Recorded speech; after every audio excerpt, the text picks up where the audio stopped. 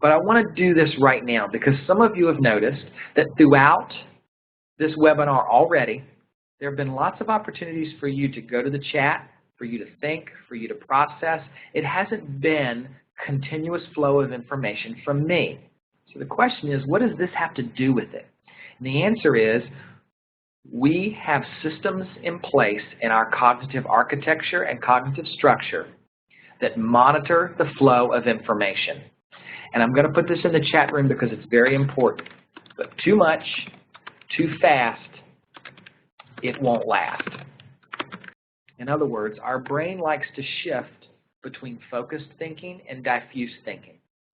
Focused thinking is when you're asked to concentrate. Diffuse thinking is when you're allowed to come up for air and your mind's allowed to wander. Focused thinking takes up resources and can be tiring. We can handle about 10 to 12 minutes of focused thinking. 10 to 12 minutes or 3 or 4 chunks of learning before we need a timeout. Diffuse thinking is that timeout. Our brains do not make connections in our learning when in focused mode.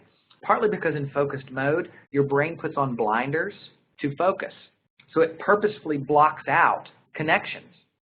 So when we have students in focused mode, it is unfair to expect them to then make connections to other learning. We have to allow them to go to diffuse mode.